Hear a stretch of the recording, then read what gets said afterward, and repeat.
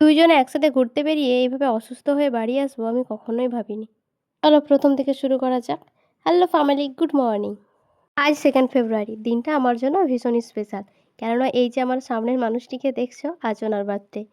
জন্মদিনের দিনটা আরেকটু স্পেশাল করার জন্য সকাল, সকাল ডেকে নিয়েছিলাম আমাদের বাড়িতে একসাথে একটু ঘুরতে যাবো বলে। ঘুরতে ঠিক না, একটু শপিং করতে যাবো বলে। এই ৬-৭ বছরে এই ১ম বার আজকের দিনে আমরা একসাথে বেরোচ্ছি। এর আগে যতবার বার্থডে গেছে ওর কোনোবারই আমরা একসাথে বেরোইনি। এভাবে সেলিব্রেটও করা হয়নি। ওই আমি গিফট কিনে রাখতাম আর আমাদের বাড়ি আসলে বা কোথাও আসলে দিয়ে দিতাম। বিচ্ছিরি একটা ব্যাপার। জানি না কেন এভাবে করতাম। তবে এবার ভেবেছি ওর বার্থডেটা আমি আমার মতো করে সেলিব্রেট করব। মানুষটা আমার জন্য অনেক কিছু করে। সেইভাবে আমি কিছুই করতে পারি না। বলতে, বলতে হাফ রাস্তা আমরা চলেই এলাম। এখন একটু দাঁড়িয়ে ফটো-টটো তুলছিলাম। আমার সাথে আসলে এরকম জ্বালাতন একটু সহ্য করতেই হয় ওকে। অ্যাকচুয়ালি এই জায়গাটা খুব ভালো। ও আমাকে অবশ্য একটু বলল ছবি তোলার জন্য। আর আমি তো সবসময় এক পা এগিয়ে, সেজন্য একটু ছবি তুলে নিলাম। অনেকটা পথ চলেই এসেছি আর একটু। এখন যাচ্ছি আমরা কেনাকাটা করতে। আজ আমি ওর বার্থডে সেলিব্রেট করছি না, তার একটা কারণ আছে। কয়েকদিন বাদে করব। আজ কেনাকাটা করতে যাচ্ছি তার কারণ আমার বাবা-মা ওকে ড্রেস-ফ্রেস দেবে সেইজন্যই কিনতে এসেছি। তবে তার আগেই এসেছিলাম আমার আরও একটা ভীষণ বড় ইচ্ছে পূরণ করার জন্য। সেটা হচ্ছে রিং লাইট আর স্ট্যান্ড কেনার জন্য। যেহেতু ভ্লগ বানাই আর আমার সেরকম ক্যামেরাম্যান কেউ নেই, মানে কেউই নেই। তাই আমি ১ম থেকেই স্ট্যান্ডে ভিডিও বানাই। তবে যে স্ট্যান্ডে আমি আগে ভিডিও বানাতাম ওটা এখন আর চলে না ভালো। মানে অনেকটা নড়বড়ে হয়ে গেছে, অনেক বয়স হয়ে গেল। তাই ভাবলাম যে একটা ভালো দেখে স্ট্যান্ড নেওয়া যাক। সেইজন্য ওকে নিয়ে আজকে এসেছি।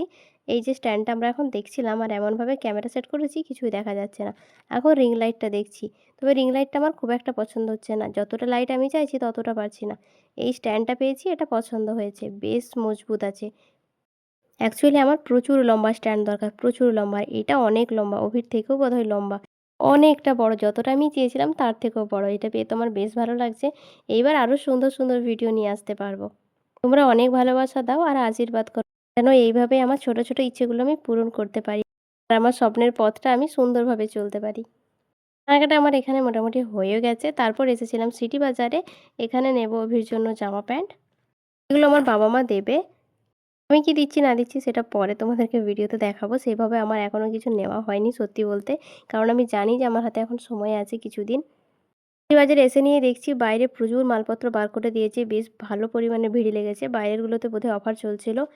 ১ম এ এসেছি, এসে নিয়ে এখানে একটু আগে ঢং করে নিচ্ছিলাম আমি। এটা আমার জন্মগত অভ্যাস। সে যাই হোক, এসেছিলাম ওর জন্য জামাকাপড় কিনতে। এখনো ওর জন্য একটা সুতোও কেনা হয়নি। আমি এখন নিজের জন্য কিনতে চলে এসেছি। কোনো রকম প্ল্যান ছাড়াই আমি সমস্ত কিছু কেনাকাটা করতেই থাকি সবসময়। এইবারও তাই। এসে নিয়েই এই শার্টটা আমার পছন্দ হয়ে গেল। তাই ভাবছি আমি এটা নেব। শার্ট না টি-শার্ট।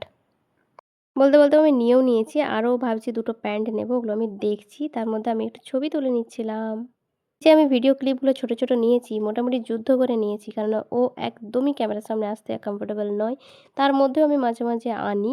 কেননা যখন দুজনে বেরোই একা, একা কি ভিডিও বানাবো বলো? ও যখন সাথে আছে ওকেও তো একটু দেখাতে হবে। ও ট্রায়াল দিচ্ছে আর আমি এখানে দাঁড়িয়ে, দাঁড়িয়ে বোর হচ্ছিলাম। এর আগে এরকম জিন্সের জামা বহু পরার পরও ও এইবারও এটাই নেবে ভাবছে। সঙ্গে করে আরও বহু জামা নিয়ে এসেছে। চেক, চেক কি একটা বেশ ছেলেদের খুব পছন্দের। দেখতেও অবশ্য ভালো লাগে। সেইগুলোই ভাবছে নেবে। এই যে তার মধ্যে একটা পরেও নিয়েছে। এর আগে আমি ওকে প্রচুর এই ধরনের জামা দেখেছি। প্রচুর যারা ওকে চেনো তারা জানো যে ও সব জামাই এইরকম।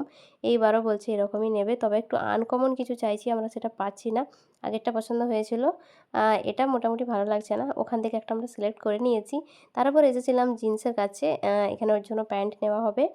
ও নেবে না আর আমার বাবা-মাও ছাড়বে না। মাঝখান থেকে আমি ফেঁসে গেছি।